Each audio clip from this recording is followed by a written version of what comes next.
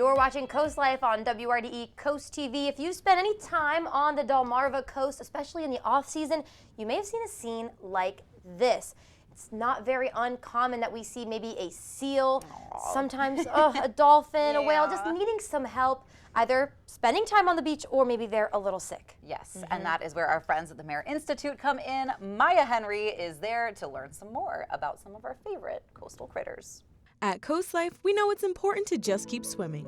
Suzanne Thurman, the founder and executive director of the MERR Institute, informed us of the importance of allowing our marine friends to do just that. Oh, we've been around for 23 years now. We were founded in 2000, and our primary objective is to respond to any marine mammals, so whales, dolphins, seals, porpoises, the occasional manatee, and then sea turtles, wherever they show up along the Delaware coast and Delaware waterways, and we respond to both living and deceased animals of these species. Once the mammals are rescued, the Institute deep dives into researching and collecting data to save the lives of current and future sea mammals. We contribute to research on these animals and on ocean health, so we record a lot of data, take photos.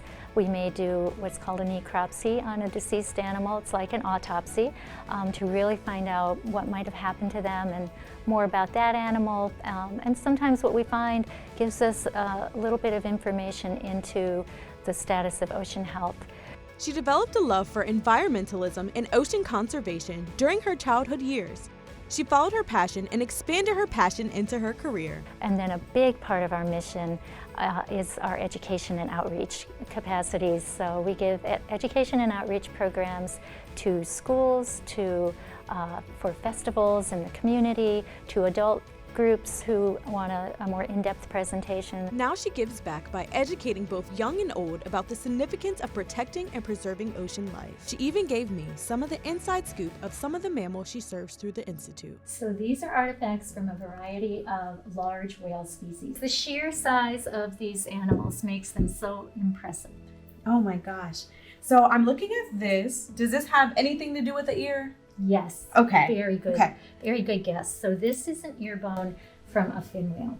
Okay. And whales and dolphins are very sound reliant animals. So they're basically conducting ultrasounds on the ocean to find their food, to find landmarks, to find each other sometimes. So sound and underwater noise pollution is a big factor that we have concerns about. But this is the massive ear bone from a 55-foot fin whale. Oh my goodness.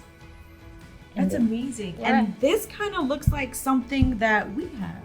It does. So this is a vertebrae from a bottlenose dolphin. Oh my so goodness. if you compare that to the size of this minke whale's vertebrae, and then if you were to compare ours, far, far smaller, it just gives that perspective of how enormous these animals really are and why they need to be in the ocean, because the salt water makes their heavy bodies buoyant.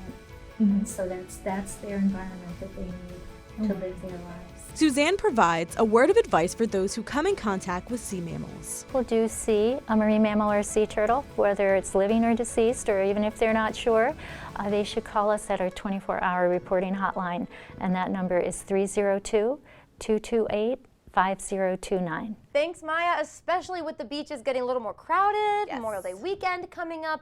I think a lot of times when the animals are up on the beaches in the really busy summer season, sometimes, not all the time, it can mean they're a little sick. So keep an eye out when you're in the water this summer. And I love institutions like the MERR Institute where education is really at the forefront of what they do. And you know me, I'm a big wildlife advocate, especially for our local marine life. So if you want to learn more about some of our favorite coastal critters, we are going to be learning more with them and the MERR Institute throughout the year. So make sure if you are a big fan of the critters and you want to know more about them, you can keep watching Coast Life. That's right. We will learn more. That's right. Coming up on the show, though, we're going to introduce you to a local artist, a fine artist whose skills are just, unmatched. We're going to introduce you to Abraxas when Coast Life gets back.